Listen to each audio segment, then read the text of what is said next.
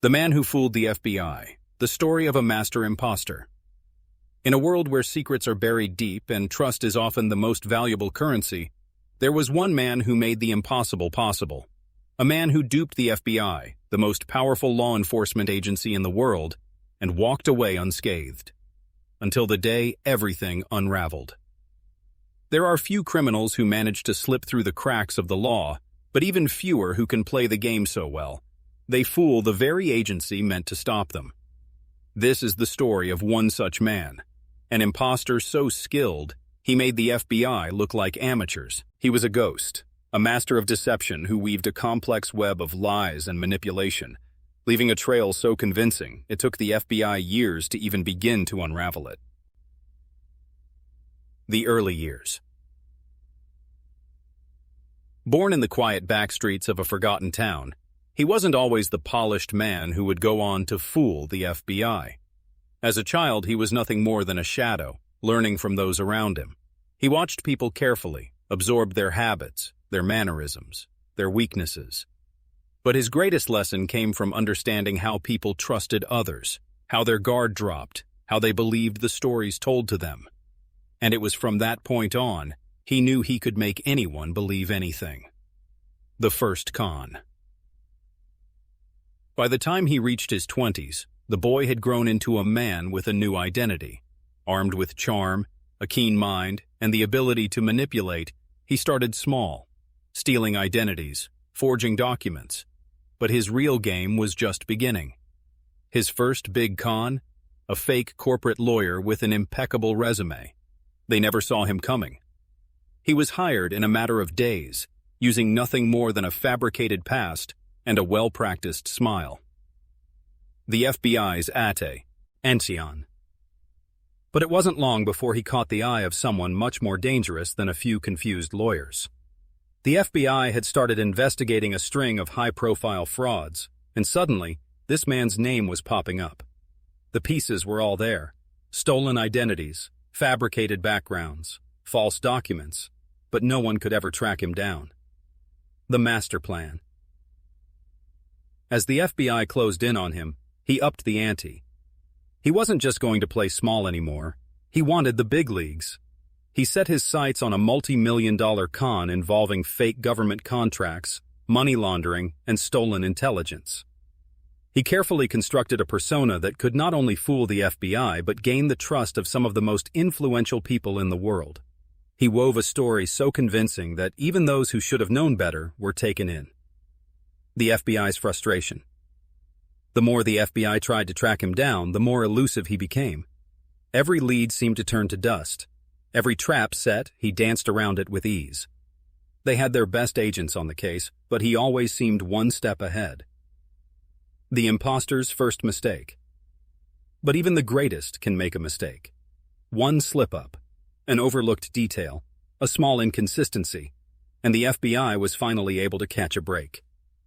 They traced a minor fraudulent purchase to him, and the hunt was on. The final confrontation. With the net closing in, the imposter began to realize his time was running out. But instead of panicking, he made his final move. He'd planned his escape meticulously, but the FBI was closing in fast.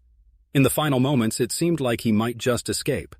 But sometimes, fate has a way of catching up with even the most clever of criminals. The fall. In the end, it wasn't his skill or his intelligence that betrayed him, it was his overconfidence. The very thing that made him untouchable, made him human. He had fooled the FBI for years, but not forever. The aftermath. Now behind bars, he is just another name on the list of criminals who thought they were untouchable. But his story serves as a warning. Sometimes the greatest con you can pull is fooling yourself into thinking you're invincible. Who was he, really? He had many names. Michael Tanner, William Reynolds, Peter Shore. But no one really knew who he was. Even the FBI, after arresting him, struggled to confirm his real identity. He'd erased himself from the system. No digital trail, no fingerprints on record until his arrest. He was a man with no past, at least not one that could be proven. How he did it. The psychology of deception. Interview with criminologist. He understood people better than they understood themselves. He knew how to read a room. He could sense doubt, pride, fear, and he used that, ruthlessly. He didn't just forge papers, he forged personalities. He became whoever you needed him to be. And that's what made him so dangerous. The Harvard lecture that never happened. In one of his most daring moves, he posed as a visiting professor of criminology at Harvard. He wasn't just fooling undergrads. He convinced department heads, security staff, even had a university email. For 4 days, he lived on campus, taught classes, and graded papers, professor being interviewed shaking his head. To this day, I don't know how he pulled it off. He quoted journal articles word for word. He was convincing. Too convincing. The FBI profile. After years of chasing shadows, the FBI created a full psychological profile. They labeled him a high-functioning sociopath with narcissistic tendencies, but also a genius. He didn't just enjoy fooling people. He needed to. Each successful con was proof he was smarter than the system. The double life.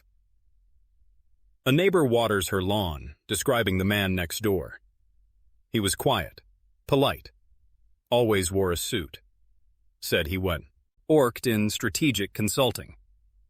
By day, he was the perfect neighbor. By night, he ran a web of cons that stretched across multiple states. Fake shell companies, offshore accounts, deepfake videos. The man wasn't just playing roles, he was building empires. The woman who almost exposed him, woman in her early 30s being interviewed. Her name tag reads Sarah Lowe, former fiancé. She speaks. He told me his name was Andrew, said he was in cyber defense. He traveled a lot, but something always felt off. Sarah was the first to question him, but by the time she reached out to authorities, he had vanished. New ID, new city, same game. The untraceable bank job. No weapons, no masks, no getaway car. Just a fake identity and a hacked system. He walked in, accessed the vault as a supposed audit supervisor, and walked out with $3.2 million. The bank didn't even realize it had been robbed until 3 days later. His greatest fear. Behind all the layers, the lies, the disguises, the fake documents, was one constant: control. He planned everything. Every con was a perfect game of chess. His only fear? Losing control. In prison, control doesn't exist. And for a man like him, that's the real punishment. What we still don't know. Even now, we don't know how many identities he used, how many people he scammed, how many lives he ruined. The files recovered? Just a fraction. The rest? Likely still in play, waiting to be activated. There are whispers he left behind access to millions, that some of his identities are still active, that he planned for this, even prison. Is it over? So the question is, did the FBI catch him, or just the version of him he wanted them to catch?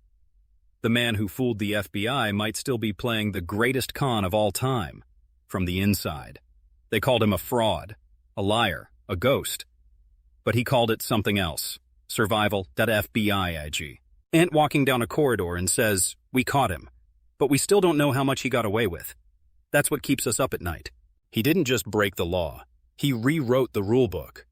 And somewhere out there, his game might not be over. Because men like him, they don't vanish. They just change shape. This video is based on true events. Names and locations have been altered for legal reasons. If that story gave you chills, hit the like button. It tells us you want more. And subscribe if you haven't already, because this is just one of many stories they don't want you to hear. We've got more twisted minds, perfect crimes, and stories from the shadows coming your way every day. Don't miss the next one.